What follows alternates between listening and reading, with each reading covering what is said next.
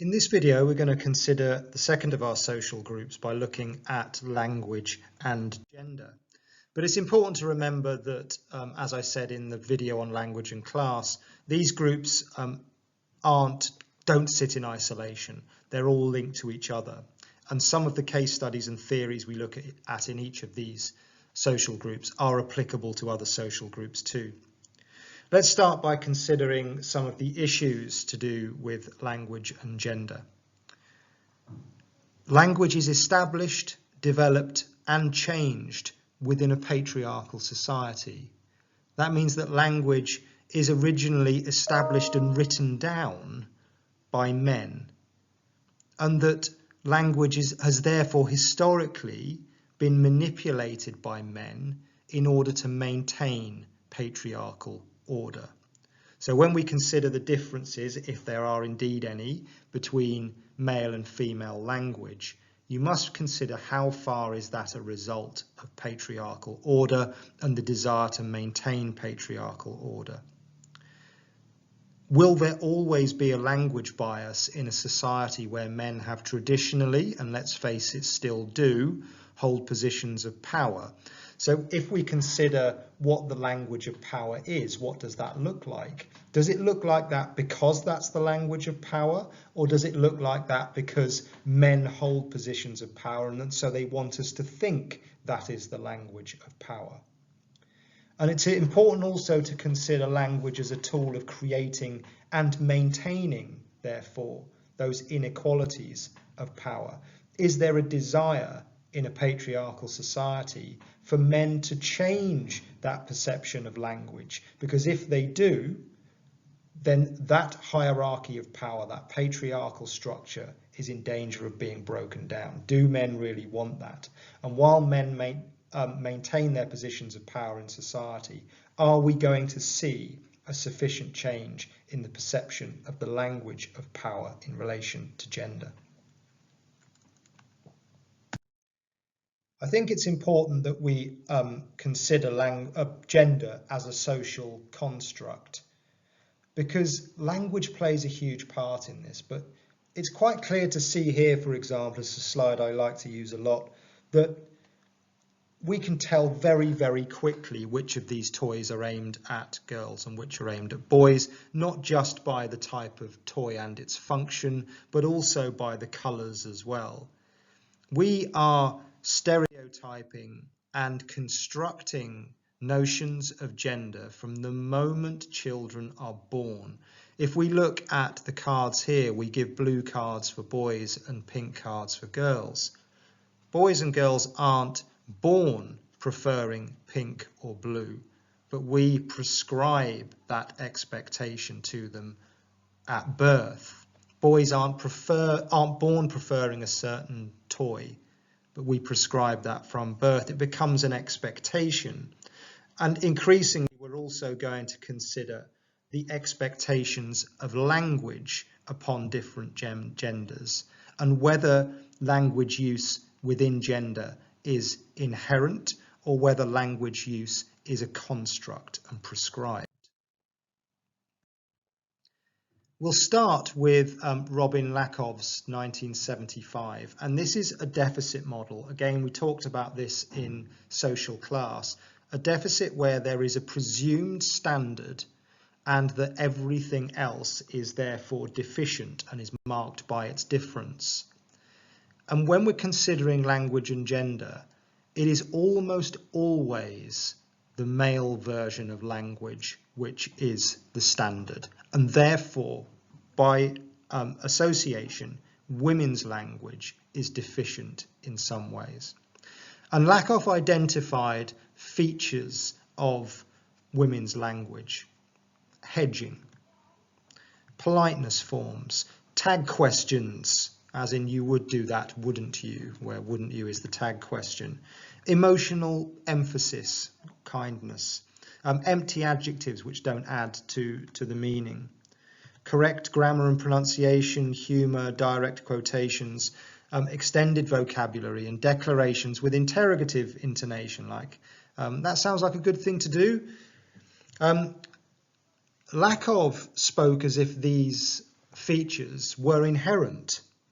But as we'll increasingly see, there are a number of more modern studies, and increasingly the modern studies reject this notion that these are inherent, but these are perhaps learned behaviours as a result of expectations of gender and language use.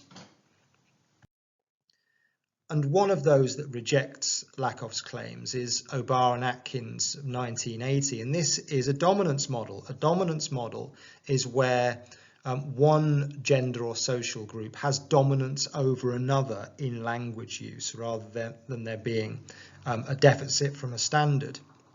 And they looked at language use in courtrooms and tested Lakoff's hypothesis that features of women's language would be used more frequently by women.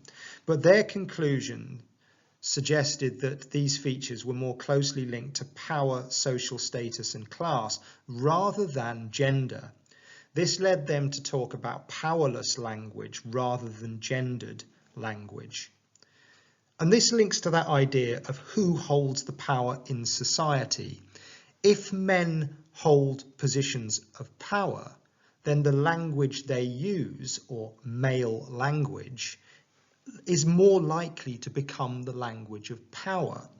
And if women hold positions of subservience, then their language use is more likely to be seen as subservient or deficient in some way. So it's not about gender for O'Barr and Atkins. It's more about the position you hold in society. And it just so happens that in a patriarchal society, men are more likely to hold positions of power than women.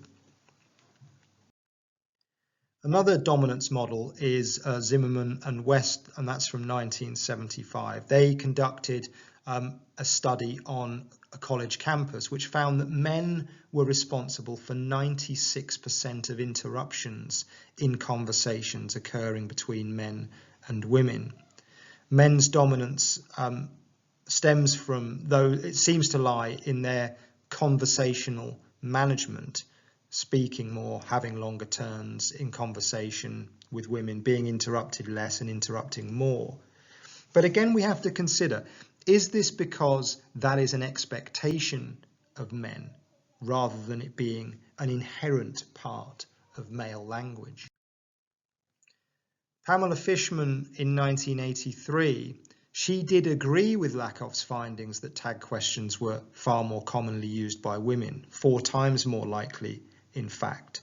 But instead of Lakoff's claims that these were a sign of uncertainty, Fishman argued that these are in fact used to start conversations and sustain dialogue. And as a result of that, females use tag questions to gain conversational power rather than to display their weakness. And we can see that in the idea of women using this to play on male expectations of dominance.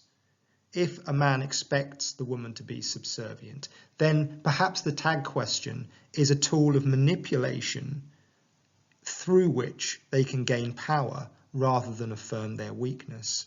And Fishman coined this, women doing the conversational shit work. They have to do the graft within conversation to maintain it. So in a way, we could argue that whilst they are certainly gaining dominance in conversation, they're also reaffirming in some way the masculine expectation of dominance through language. Tannen, instead of a deficit or a dominance model, looks at a difference model. She claims that men and women in conversation, there is an innate difference between the way in which men and women speak, and she identified 6 contrasts. Men seek status through language, women offer support. Men look to offer solutions or advice, whereas women are more likely to show understanding. Men are more likely to give orders in language, be more direct, women to offer proposals. Men much more likely to be confrontational in their language, whereas women use the language of compromise. Men to be independent, to assert independence through language. Women much more likely to seek intimacy through language. Men more likely to provide information and facts. Women more likely to have the vocabulary of feelings and emotions. But Cameron, a later theory, rejects this idea that there are innate differences between male and female speech. He says that the idea that men and women use language in very different ways and for very different reasons is one of the great myths of our time. She wrote The Myth of Mars and Venus, Do Men and Women Really Speak Different Languages?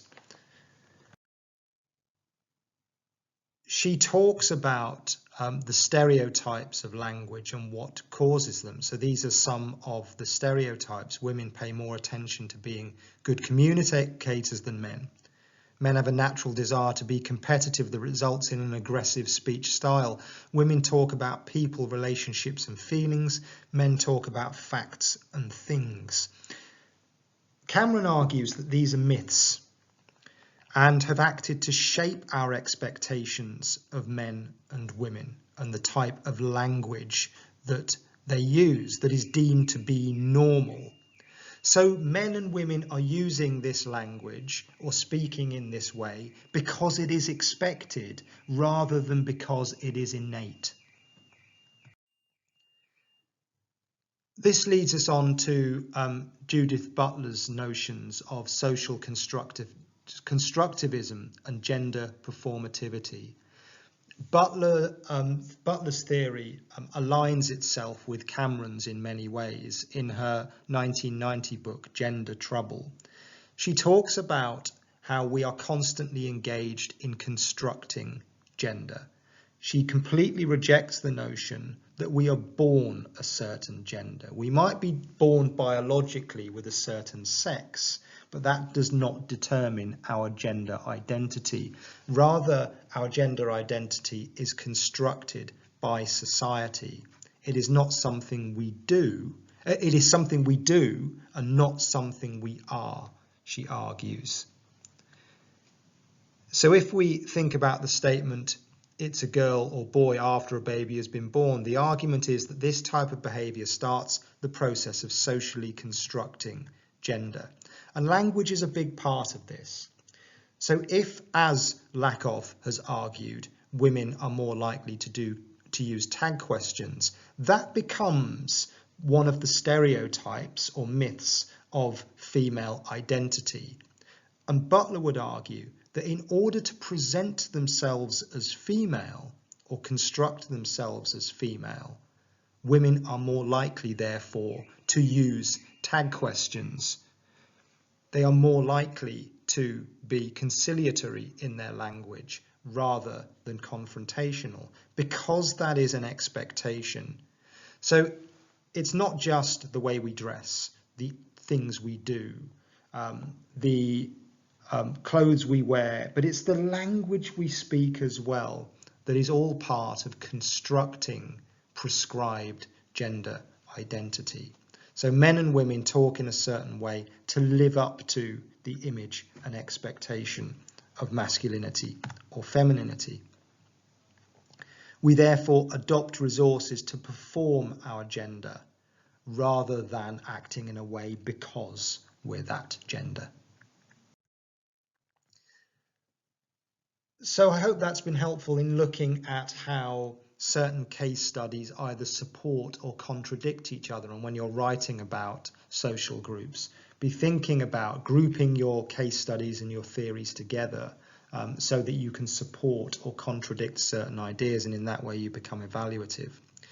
We're now going to have a look at the way in which language itself has been manipulated over time in order to maintain this position of male superiority and female subservience. Two key terms here that we're going to consider: marking language, so that's identifying a term as different from the norm, and tautology, where redundancy is produced in meaning by saying the same thing twice, and we'll flesh this out in a moment. So an unmarked term is the normal neutral form of a word. And it's true that most unmarked terms or forms are considered to be male. A marked term is the form of a word that stands out from the norm. So if we consider these here, take the case of priest and priestess, or lion and lioness, or prince and princess. In this case, the suffix ess marks the term as female. The standard form is male, and the female term is marked by its difference, marked as different by using the suffix. So that's just one example of a marked term. And there are, of course, other ways of marking terms if we consider some of these examples here, and the way in which some of these are deeply problematic. If we consider mankind, for example, that perpetuates the notion that humankind is defined by men, that men become the more important gender within humankind, just in that phrase. The average working man, of course, suggests that it's normal for men to be working. The insinuation there, therefore, being that it's less normal for women to be working. And perhaps for me, the most problematic marking here is a family man, because you would never see the phrase a family woman. A family woman would in fact be considered a tautology. It's redundant in meaning. You don't need to say woman. You don't need to say family woman. It's presumed. And with family man, even perhaps more dangerously, it suggests that men aren't inherently part of the family. That's the job of the woman. They're separate from that. It creates division. So marking terms can be deeply problematic in the cultural associations that it generates. Again, if we consider some of these, female secretary and male secretary, female secretary might be deemed a tautology because of the cultural associations of a secretary, traditionally female. Similarly with a female prostitute, it's not often said, whereas if it's a man who's prostituting himself, we need the marked term of male prostitute to differentiate. Conversely, male doctor doesn't need to be said, but traditionally, perhaps not anymore, but traditionally you would have said female doctor as the marked term because it is different from the norm. Similarly with nurse, female nurse would be a tautology in the past, male nurse is the marked term. And as you can see, when the female version is the unmarked term, it is usually a position of powerlessness or subservience, where the male version is the unmarked term, it is usually a position of superiority. So we can see how marking terms is constructing and maintaining inequalities of power in a patriarchal society. And Sarah Mills goes a bit further. She suggests that this inequality of power in terms of marking is actually created by marking female terms with sexual promiscuity. If we consider mistress, madam, and hostess, for example, they've all become associated with sexual promiscuity over time. And even more disturbingly, even a term like schoolgirl has become marked by sexual promiscuity over time. If you Google image search schoolgirl, the results are absolutely disturbing, especially when you contrast that to a Google image search of schoolboy. And Mills refers to this as semantic deterioration, in which cases the term has been demeaned over time through its association, cultural associations or semantic associations. If we consider the item lady, for example, which has been deteriorated through its use in terms such as dinner lady and cleaning lady. Lady, traditionally, the same in meaning as lord, but we've never seen dinner lord or cleaning lord. So the male version has not been deteriorated in the same way. And this brings us on to the idea of collocation, the regular occurrence of a word or phrase alongside others. Through collocations, words take on particular connotations and become primed lexically, the way in which some words appear to be ready-made for certain meanings as a result of their habitual use in the same contexts. We'll have a look at this idea now. Hoey and Sinclair considers this idea of lexical priming, the way in which words take on an undercoat layer of meaning built from common usage. It's a perfect example of Mill's notions of semantic deterioration, if you consider the idea of mistress, hostess, for example, the way they've taken on an undercoat layer of meaning through cultural associations and common usage. John Sinclair talked about the company that words keep, or their collocations, and we're going to look at collocation in a little bit more detail now.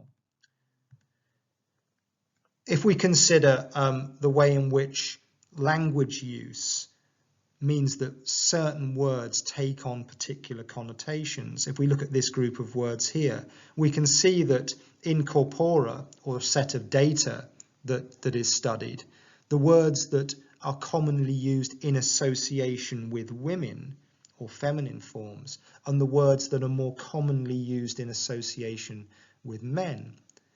Language is being used to maintain these inequalities of power in a patriarchal society. And Paul Baker picks up on this idea when he discusses the notion of discourse porosity, the ways in which seemingly neutral words can be seen as having negative or positive associations through frequent use in collocation, that is, when words are used alongside others over and over again. And he looked at spinster and bachelor, bachelor the male term, spinster the female term, which were originally identical in meaning, an unmarried woman or an unmarried man. But through collocation over time, these words have taken on entirely different connotations or cultural associations. Spinster, through its common use with old or elderly, has taken on this idea of an old, lonely old woman. It's become very, very negative, and Baker would call that negative discourse porosity.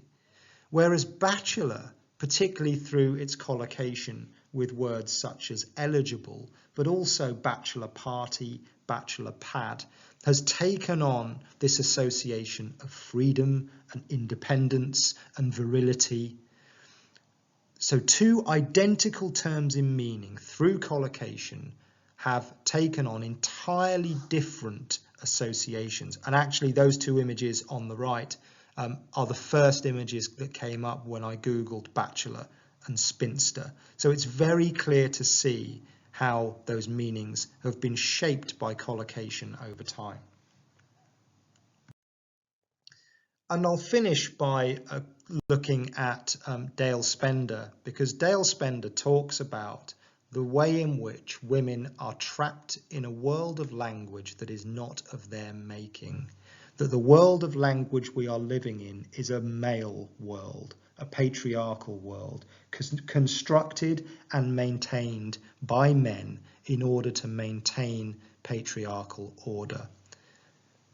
Spender talks about how most of the semantic space of language is occupied by males, and the premise that the standard or normal human being is a male one, and when there is but one standard, then those who are not of it are allocated to a category of deviation.